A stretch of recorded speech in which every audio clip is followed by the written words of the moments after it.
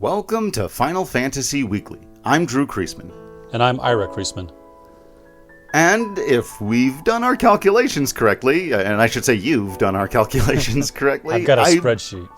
I believe this is our 100th episode. Yeah, 100 episodes of Final Fantasy Weekly, specifically, not including Studio Ghibli and all the other, certainly all the things you do on your own or that I sometimes jump in on. Specifically of Final Fantasy Weekly. Yeah, that's pretty wild, episodes.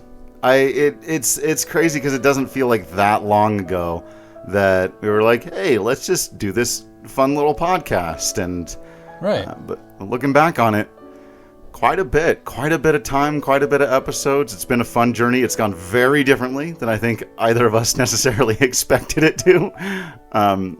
Spent a lot more time, especially once we slowed down, which I think was a good decision to make. But as you and I were talking about just yesterday, I think that there might be a time sometime in the near future where it would be worth our efforts to go back and revisit some of the earlier games that we sort of rushed through a bit before we slowed down on the pod. But yeah, man, it's been a fun 100 episodes, and hopefully we get 100 more because we still have a whole lot of Final Fantasy left to talk about.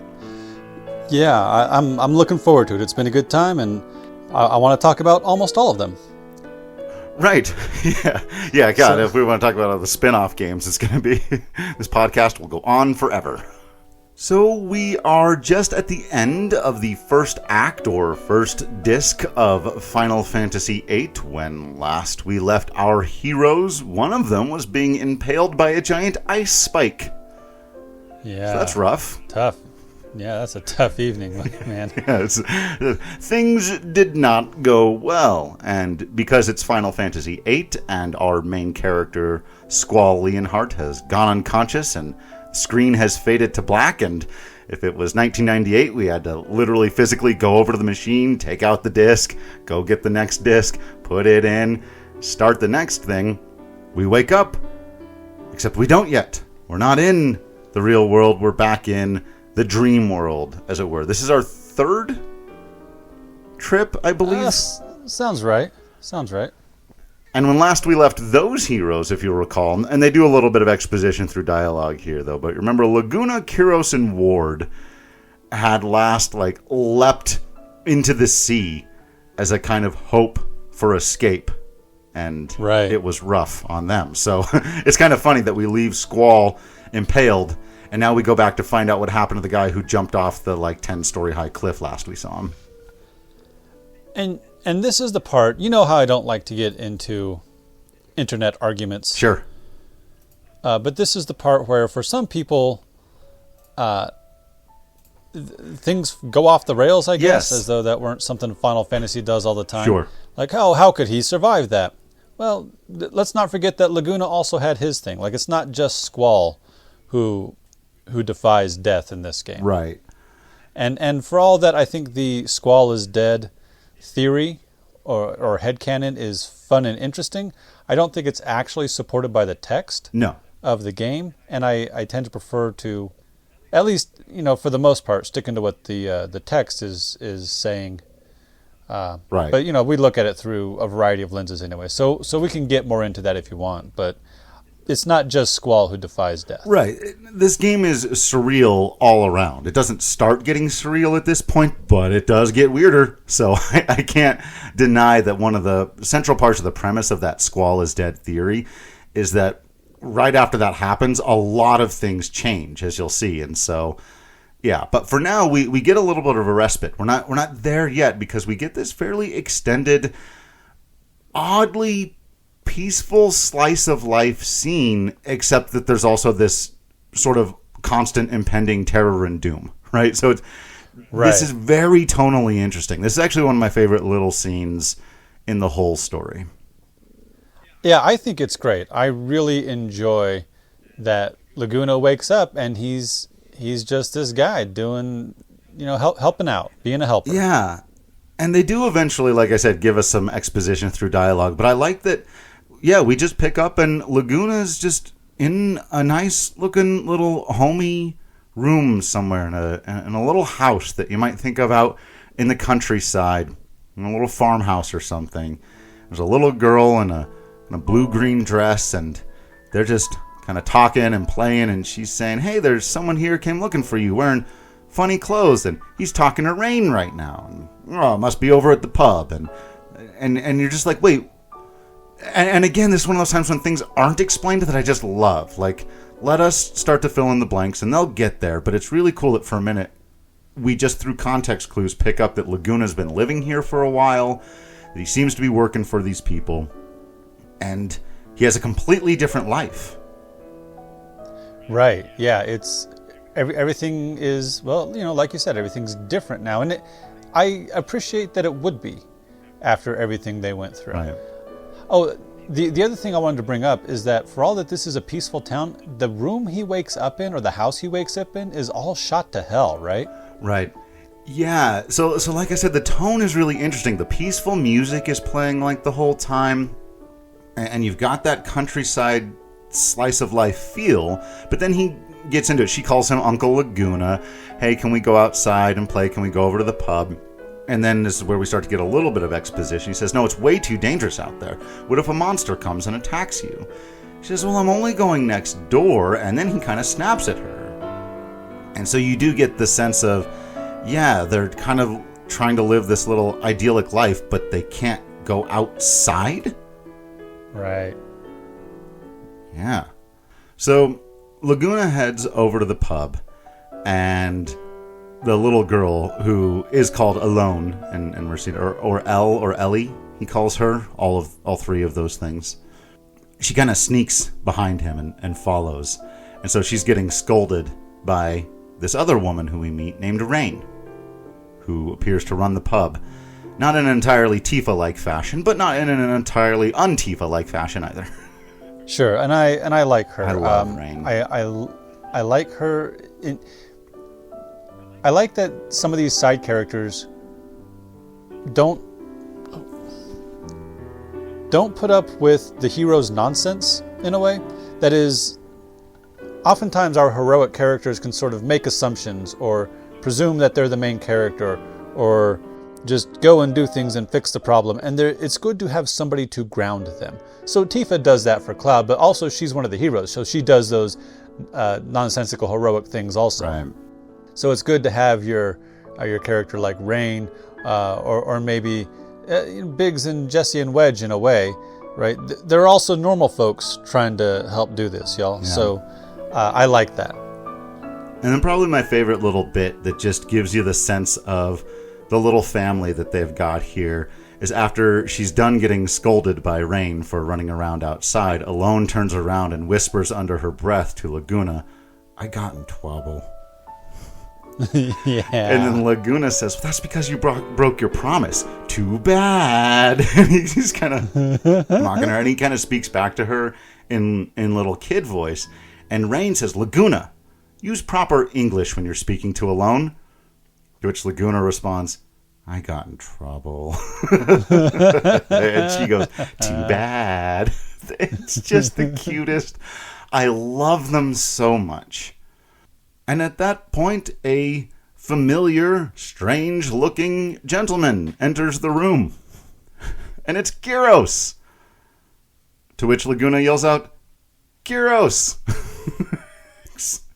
So I love this little part as well, because Laguna bends down and he says to Alone, this is Uncle Laguna's friend. He dresses funny, but he's not a bad guy. And I love that because, one, he focuses on his clothing and not the fact that Kyros is like one of only 5 black people walking around in the entire world. In all of Final Fantasy. Yeah, well, right. And so, but I think it so simply shows like how easily you can handle stuff like that to a little kid, right? Because little kids don't have all of those worldly prejudices and built-in biases. It's easy enough just to say, yeah, he might look a little different, but we love this guy. He's one of us. And it's so simple. It's so easy. I actually really love it. Yeah. So they talk a little bit, and this is where it becomes clear that it's been about a year since we've seen them, since the last time they've seen each other, actually. And so that's kind of wild, right? That we're getting these huge time jumps for them. Laguna explains that he was bedridden for over 6 months, that he ended up in this town, and that Rain, actually she gets into the conversation, says, I nursed him back to health. Thank you very much. I'm the one. And Kiro says, thank you. Thank you for taking care of Laguna. I was able to recover in about a month or so, but ever since then I've been searching for you. Laguna says, why? Kiro says, after leaving the army, well, just killing time, I guess. Life's pretty boring without you as entertainment. Lovely. Thank you very much for that. What I was around for. And Laguna says, hey man, I've been living a productive life here. You know, it makes it basically clear. I'm hanging out. I'm doing the odd jobs. I'm fighting the monsters, try to keep people safe. I'm doing what I can around this town. Right on. And then they have like a meta conversation inside of a meta conversation, remembering that all of this is taking place inside of a dream. Well, first they explain that Ward quit the army and became a janitor, which is actually important, and we'll get back to. Right. And he never recovered his voice, right? Right. That Ward is still, at this point, mute. And then Laguna asks about Julia. And Kiro says, I don't know. And Rain is interested in this part of the conversation. She says, you mean the singer? And Kiro said, yeah. Laguna really admired her and always frequented the nightclub. And Laguna's like, hey, come on, man. And Rain says she used to sing at a nightclub. And I love that they keep adding this clarification because it is so thematically important. But Kiro says, no, she didn't sing. She just played the piano. Then the first song that she released, Rain says, was Eyes on Me. I love that the song is introduced by title and lyrics long before we hear it. That's so cool. Yeah. It's nice because they're kind of building it up. So we've heard the melody, right? Yes. We've heard the waltz version, right. the 10 years down or 18 years down the road when you get your symphony remake. Right. Your symphony album. Sure. Right, totally. And so, yeah, I like that we're introduced to this song 2 or 3 different ways before we're actually going to get to hear it and why it's so important in the moment it is so important. It's like we've talked about before, when characters are introduced before they're introduced, where you see a glimpse of them or you hear a rumor of them or whatever it might be. Yeah. They're doing that with the song, which is great so long as the song is worthy of the buildup. Right. Yeah, indeed. So they have a little conversation about it. And Laguna says, how does it go? And they're both looking at him like, what? You've never heard the song before? Like it's this massive hit. And he goes, well, let me hear it. And Rain says, I didn't think you listened to music. The song's all about being in love, and I really like it. And Kiro says, I heard she recently got married.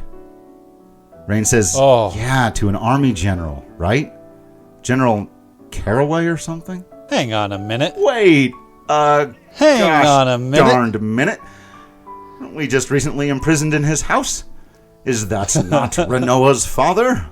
So first of all, the story seems to want to set up that Laguna falls for this lounge singer, not even singer, piano player. Right. And they have this really nice interaction where they have this conversation, and then he falls asleep like a total dork. Right. And it seems to be setting up these two are going to be the romantic, if not lead, then secondary lead of this story. Right.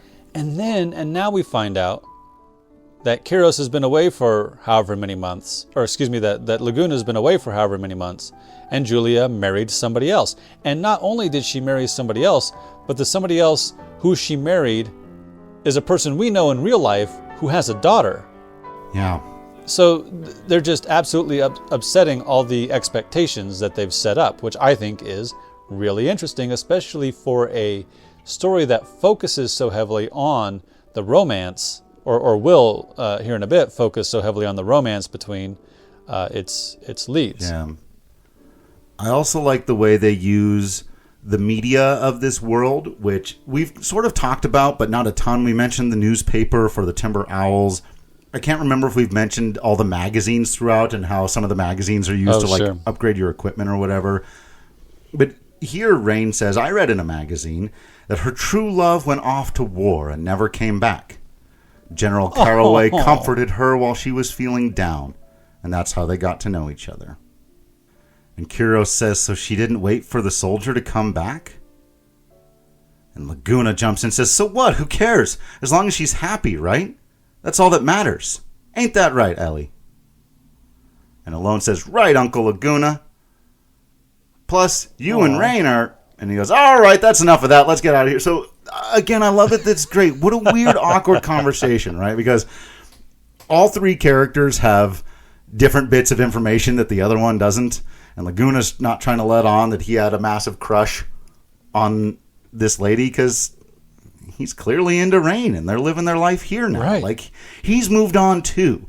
So on the one hand, his heart could be broken that his, at one time, potentially true love and their great romantic moments never got fulfilled like you were just talking about. But if she's moved on, like he says, she's happy. Hopefully, he has no idea if she's happy or not, but that's what he's telling himself because he's happy here. I also like this idea that life often does not go the way we expect or the way we want, and it can still turn out really good. It can still be really nice. There was a lot of... I read a lot of complaints about Luke Skywalker going off to be a hermit in the sequel trilogy. Yeah. And, you know, he was supposed to rebuild the Order and be this great teacher, and none of that happened because he messed up. And I appreciated that at least part of that story was about, yeah, sometimes it doesn't work out, and you can still make mistakes, and you still have to work to fix it and be a good person, and yeah, sometimes that's just the way it goes. Yeah. And then Ira, as they're wrapping up that conversation, Laguna cuts it off before it can get too personal or whatever. He just grabs Kiros and they start to leave the pub to go out to do some work for the day, because as Laguna explained, and Kiros is like, yeah, I'll help out for a little while. He came for the entertainment and all of that. But then there's this moment where, remember, you as Squall are kind of present during all of this, and you can like have certain memories. At one point, you can make a decision. Like during this, there are conversational choices, right, that you can make on behalf of Laguna. And because you're doing that, at one point you can get the option where the dialogue, Laguna will say, I think the fairies are here. Yeah. Which is our first confirmation that Laguna, Kiros, and Ward have been able to sense the presence of our characters during these sequences, and my God, I feel like I could write a book on that. Like, isn't that cool? That's so, and he refers to them as the fairies, and like that they've talked about this before, but we didn't see it because it wasn't during one of the visions. We only get them during these times, but presumably after the first one, they said, did you guys feel this presence? And in fact, they've come to associate it with their best ability in battle, because through the gameplay, they get whatever our characters have junctioned to them. Uh-huh. And it just, Ira, it's one of the surreal, mind-blowing things that this game does that I feel like it just doesn't get enough credit for. This, I think the fairies are with us today. We should be strong in battle. Like, yeah. Oh my God, it's so cool. So Laguna and Kiros go about the job of fighting off some monsters and continuing to talk shop, and Kiros saying, so, you got a thing for that lady at the pub, huh? Her name's Rain, okay? Yeah, man, she's got a name. Yeah. Kiros says, she seems like a nice person. Maybe easily taken in by a hotshot, though. Hotshot? Who you call? Oh. Oh, you mean me? Yeah. He was worried there was somebody else for a minute there. And then they have some conversation about, wasn't Laguna going to go be a journalist? Like, he had several other big plans. Why is he just doing this? And after a long conversation, Laguna essentially says, hey, stop it. I don't want to make this town famous. I don't want publicity, all the tourists, all the people, the soldiers. I don't want anyone coming to this town. And Kiros says, man, you just You just don't want anyone to come here and take this life away from you. Rain, Alone, the little girl. You really have changed, man. Like, yeah. Which I think is great. Me too. Yeah, I love that. And I like that Kyros isn't really down. Like, he's just acknowledging it. He's not down on it. Which I really appreciate, because there's sometimes in action-adventure stories, when your hero decides to settle down, there are people, the other heroes come along and say, no, actually, you loved being a hero. Give up the family life and come be with us. And so we saw this in 6 right. Also, when Tara decides, sorry, y'all, I'm a mom now. I'm not doing this anymore. Right. So, yeah, I like that he has settled down. And then I really love this bit we get back at the pub with Alone and Rain. And little kids, they'll just come right out with it. And it starts with her saying, hey, are you going to marry Uncle Laguna? Yes. So Rain does sort of the classic adult thing of deflecting immediately and focusing in on all the things that she doesn't like him. He's crude. He was crying like a baby. I had to take care of him. He's just letting go of his aspirations. She's even kind of mad at him for letting go of his aspirations as a journalist and being unable to have a serious conversation. And then she gets to, I can't stand his snoring. He talks in his sleep, which I think is a very beautiful and subtle way to let us know they've been sleeping together. Right. It's like sometimes these games completely lack for subtlety, man, and sometimes they just do that and leave it there and never touch it again. I'm like, it's beautiful. How do we learn that they're sleeping together? She hates his snoring. It's so human. So relatable. But Alone says, but I really like him. He's really nice. Oh, right. And during this part of the conversation, as Rain's kind of reining it back in, as it were. Sorry, it was right. That's just where my sentence was. She starts to realize the things that she likes about him. As she's saying, maybe he doesn't want to live in a quiet town. But as she's having this part of the thought, Laguna returns and kind of overhears. He's standing in a stairwell down underneath them. Alone says, so you don't like him? And Rain says, no, I feel the same way you do, Alone. Damn. That's... Yeah. And that's it. That's kind of where it ends. And then he kind of heads up the stairs, huffing and puffing. Because he basically just heard, like, yeah, no, I love him too. And again, done very subtly. But they don't address it immediately. It's like he arrives and, oh, what a day. So many monsters. Right. In fact, there's even a thing where you can go over and talk to Alone, and she will tell you how many monsters you eliminated that day. It's a little... Oh, good. Yeah, little video game thing. And then they decided it's time to eat and clean up and rest up for a bit. So as Laguna is, preparing for bed and he's going to say goodnight to Kyros, Kyros again talks to him about being afraid of losing this life and kind of leaves Laguna with that thought. And he goes and lays in bed, and Laguna says to himself, what happened to me? What is this I'm feeling? Please let it be this room when I wake up. Please let me be in this puny little bed when I wake up. Laguna's the best part of this game. So does that imply that he also has dreams of the others? I've wondered about that as well. Has he ever woken up and not been where he thought he fell asleep? Right. It's all so interesting. So he goes to sleep, which of course means that when we wake up, we are back with our characters in the, quote, real world or whatever. And very deliberately not in Laguna's bed. Right, exactly.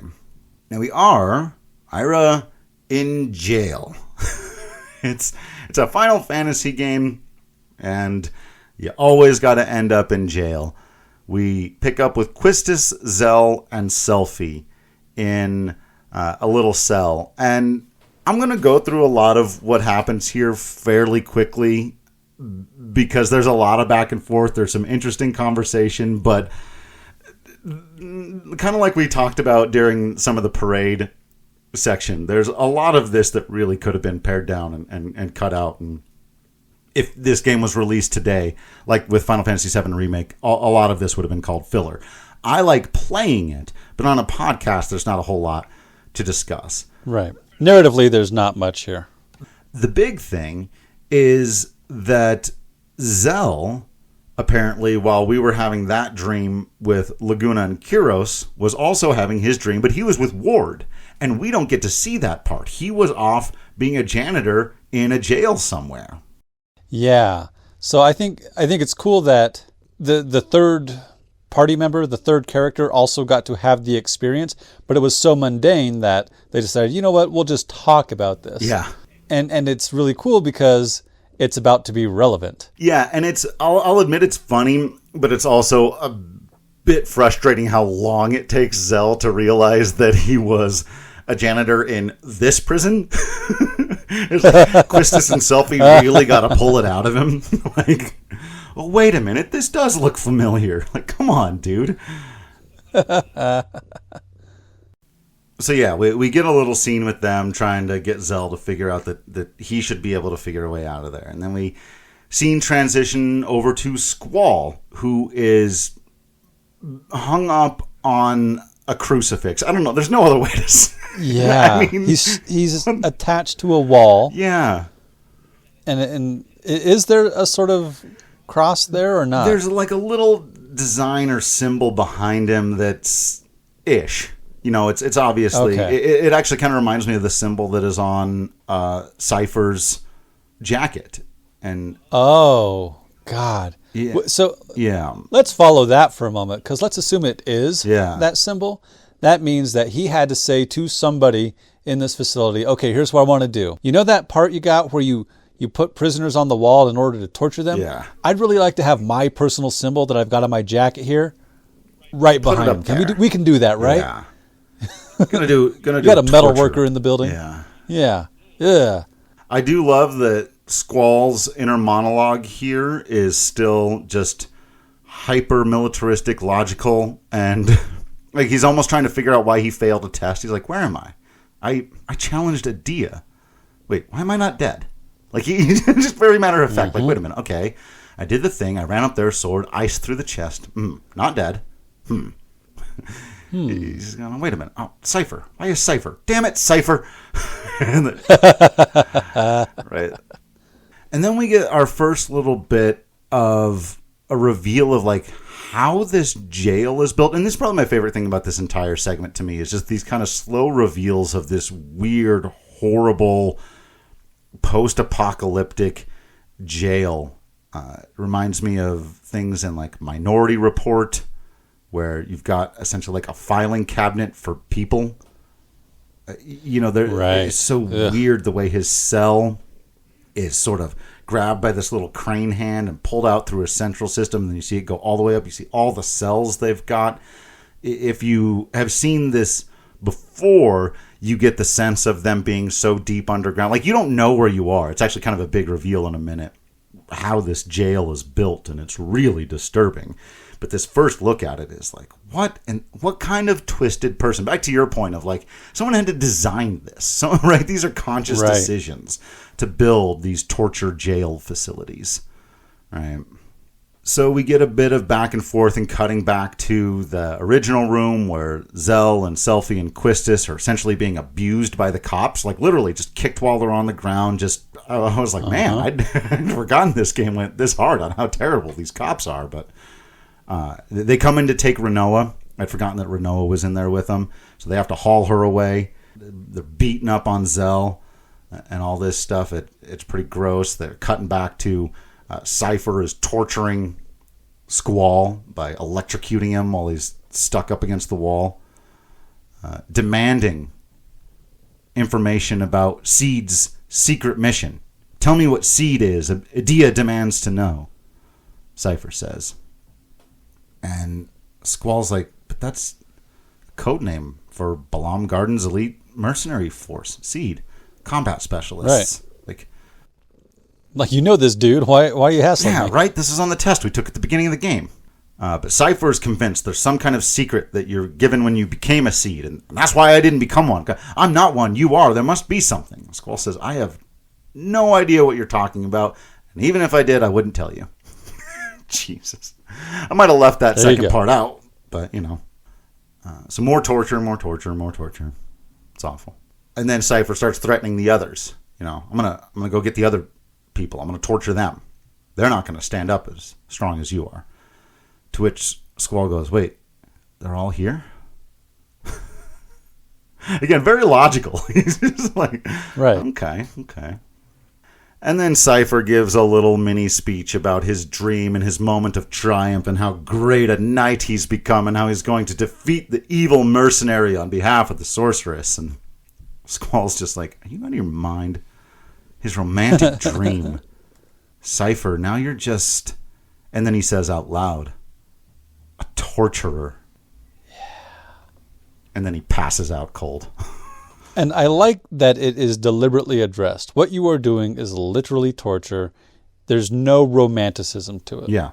Like, I get that you think you're the hero in your own head, and that's, characters should think that. Sure. It helps to allow them to do the things they're doing. But we get to call this out as just being, no, you're just awful. So through a series of shenanigans that involve Mean Guy, copies literally called Mean Guy. The women play dead or sick or whatever. They come in. It also, again, it takes Zell way too long to realize that, their weapons have been confiscated, right? Another thing that happens in Final Fantasy a lot. The dungeon that you have to go through without your weapons. It's like, oh wait, I'm a fist fighter. I can just... It's like, yeah. So we're going to lure the guards in here. You're going to beat them up, and then we're going to go. Goodness. Took them way too long to figure that out. And then, like I said, there's basically a ton of confusion at this point in terms of which way do you need to go, how do you press the levers. Escaping from prison, I imagine, would be this complicated and difficult, but there's only so many things that we can do on a podcast to explain it. So essentially, I'll just say they head up. All right? Right. Yes. There's a lot of fighting and other things, but they head up. And we go back and we see that Squall is now being questioned by the warden of the jail and not by Cypher. And the warden has with him a very strange creature. Yes. All right. Ira, do your best to describe a Moomba. Cute. Excellent work. No notes. It's an orange... Uh-huh. It's not quite a Moogle, but I think it's meant to be of a similar, in that vein of cute creature, but you can't always have, these cute bat-winged, pom-pommed creatures in your very serious anime, silent film, torture drama, I guess. Yeah. Because if a Moogle showed up here, wouldn't that be really weird? On the other hand, I'm not sure the Moombas are any less weird. Yeah, it's pretty bizarre, and they seem to be working the jail like as just grunt workers. I don't know, right? Did they get sort of kicked around? And yeah, they seem to be treated as kind of slave workers at this jail. And they seem to have a certain amount of intelligence. They can speak. They can at least say one word that we're going to get to here in a minute. Right. But yeah, this is actually one of those things, a big piece of evidence in the Squall is dead theory is that the Moombas don't show up until after this. It's like, what are these things? Manifestations of Squalls, blah, blah, blah, blah, blah. It's like, no, they're just strange creatures that don't show up until now. But they are pretty weird and interesting. And they're basically just present for this bit where Squall can totally screw with the warden, continuing to ask, what is Seed's ultimate purpose. I particularly love the track you can go down where you can say flower. And the warden says, what did you say? And then Squall will say, the true goal of Seed is to spread seeds all over the world. Fill the world with flowers. What? And the warden's like, wait, the flowers will take away people's will to fight. Oh no. Yeah. Sure. I think that was an M. Night Shyamalan movie. And then the warden thinks he's maybe uncovered something, and so he leaves the room and he leaves the Moombas to watch after Squall. So Zell Selfie and Quistis end up making their way kind of near to the top of the jail. They meet Biggs and Wedge again. Remember, Biggs and Wedge are here, and they have an encounter and a little bit of a boss fight with those guys. Again, it just feels like there's a lot of gameplay things that are happening so that we can do some gameplay things. If this was done in a television show, you'd probably cut a lot of this out. But ultimately, they do what they need to do. They battle their way through all of the forces. They realize it's not going to be just as easy as like finding the front door. And then they learn that Squall is there. They figure out where he is. They're on their way to Squall when Renoa shows up out of the blue with Irvin. Because apparently her father had bargained for her release, but only her release. And so she brought Irvin back in to try to shoot our way out of there. Like, this whole thing is just wild and crazy. So now, like, the whole team is here, right? And we're all on our way to try to get Squall out. During a lot of the kerfuffle, essentially, our characters come to learn that the Moombas, like I was saying a moment ago, know a word. Laguna. Laguna! And they just say Laguna. Yeah, these sort of weird anthropomorphic cats with giant paws and spiky orange fur. No Laguna? Who only exists in a dream world? Right. What? Oh my goodness. What is going on? But then they basically start helping us escape. They help Squall escape. They help the rest of the team figure their way to Squall. Then they help us up to the top, where you discover that the prison is essentially made up of 3 enormous towers that can all drill into the desert, and they're out in the middle of an enormous desert, and it's just... the visuals on it to this day are stunning. It's really interesting. I wonder what the original purpose of this structure was, because if they built this just to be a prison, why? Right. That's super dystopian.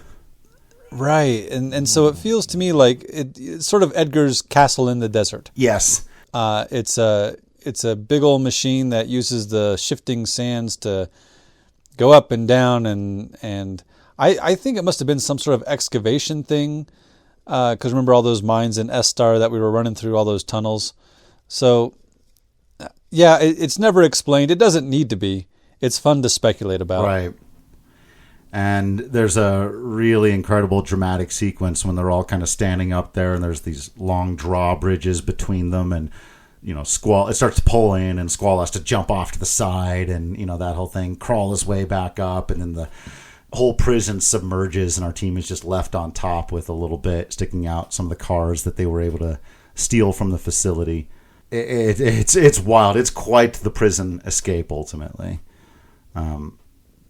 They also learn, basically, again, in the mess of all this, as they're getting out of there, Quistis had found, the whole team, but Quistis particularly mentions that they had found the plans for the sorceress to attack their garden, that they're going to launch a series of missiles at Balam Garden, maybe at Trabia Garden as well, which is where Selphie is from.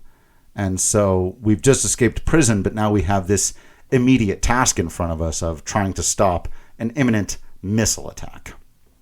They decide to split into 2 teams, at which Squall kind of balks at having to be the leader again. He has a little line about, man, this leadership thing is getting frustrating. Like, you're just getting started, dude. Right, yeah. But he decides the teams, and you can kind of choose. Selphie has to go to Trabia. Right. Because that's her garden. And Squall's going to go to Balam, but then you can kind of decide the teams beyond that. Squall also notes that this is a mission unlike any other, he says, because it is not an order or a request from anyone. It is something that they are simply doing. And so he says, Selphie, do you have some kind of plan? Like, he doesn't know how to function outside of being issued an official order. Right. And this gets back to that conversation he and Irvin were having about if you knew the opponent, if you knew the target was really a bad person. Yeah. So this is a similar idea. We are no longer acting on orders of a client. So we're doing what we're doing because we think it is the correct thing to do. We're doing this because we want to rescue friends. So how do you do that? Right. Because there's no client and no orders. So Selphie says that they're going to go and try to stop the missile launch. And the Squall team is going to go to Balam Garden and try to evacuate. I love this little sequence where Squall and his team show up at the nearest town, and there's a little train cart just sitting there, and they just commandeer it. They just hop on it. They grab the thing. There's a soldier starts running down the track. Say, "Hey, that doesn't belong to you." And Renoa will actually apologize, be like, "Sorry, it's an emergency." Yep. It's great the way they're just like, "We're taking this." So, Selphie and the team head off to the Galbadian missile base. And once again, this is one of those segments where there's kind of a lot that happens without there being a ton that's narratively important. Right. There's a lot of back and forth, figuring out how to unlock rooms, getting the correct ID card, fighting Biggs and Wedge again. And basically... And it's actually a really great tension-filled sequence, but I am almost going to skip basically to the end, because the sad, long, and short of it is, you can do a lot of things. In fact, you can fail here so miserably that everything blows up right away, and there's a little blow-up animation game over screen you can get, which is kind of funny. Kind of reminds me of Chrono Trigger, where it's and then Lavos ended the world. Good night. It's technically there's a version of the Final Fantasy VIII story that ends right here with just everyone getting blown up. And this is also one of those segments where there's a timer.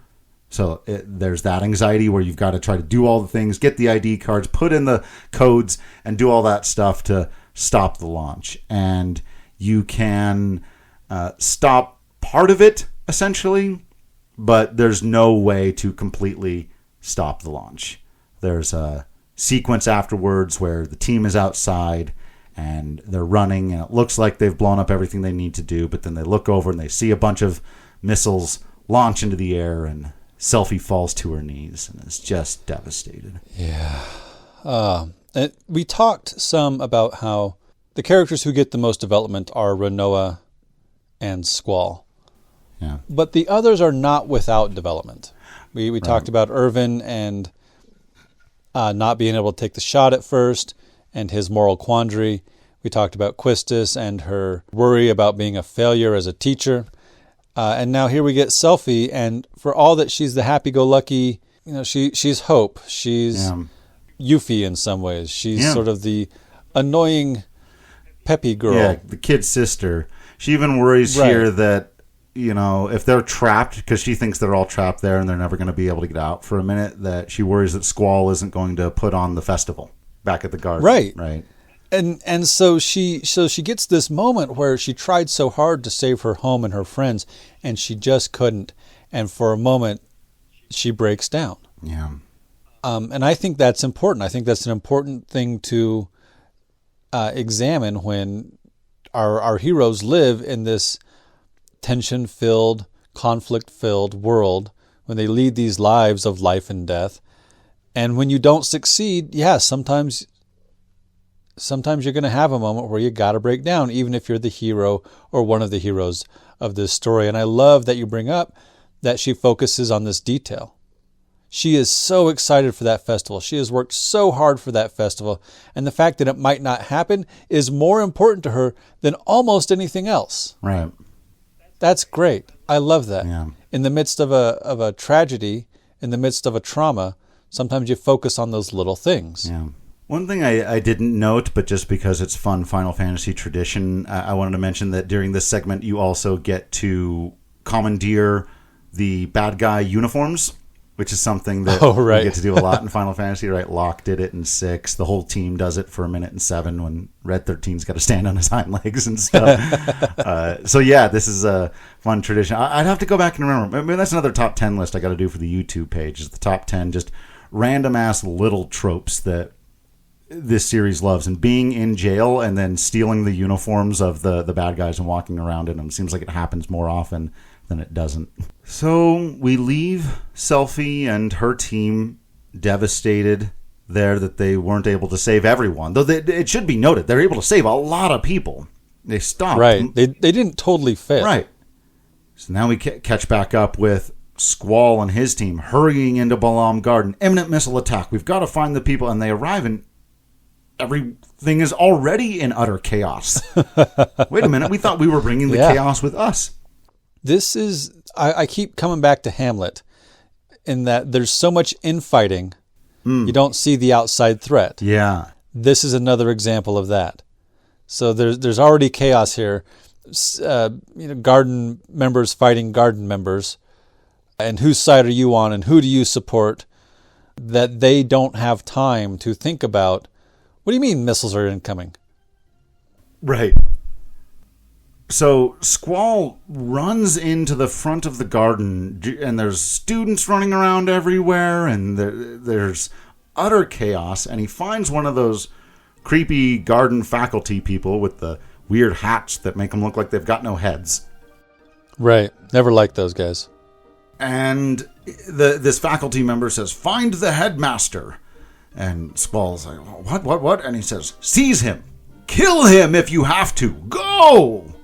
And Squall says, he doesn't say, he thinks, "What?" Right. Did that guy just say, "Kill the headmaster"?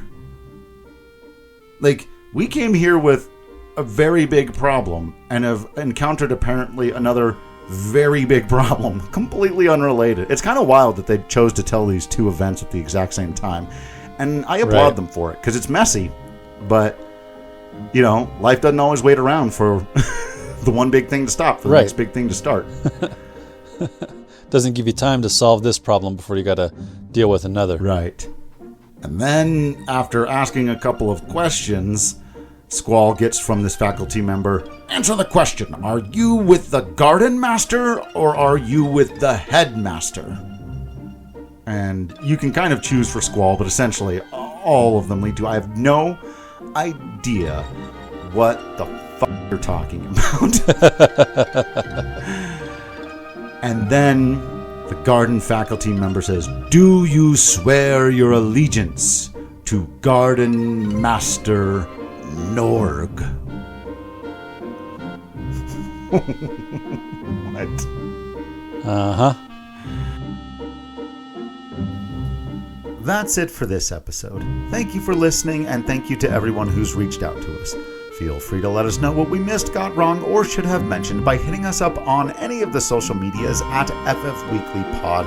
Or, of course, you can always leave a comment right here on the Patreon page or hit us up in the Discord channel. Be sure to join us next time as we continue our conversation on Final Fantasy VIII.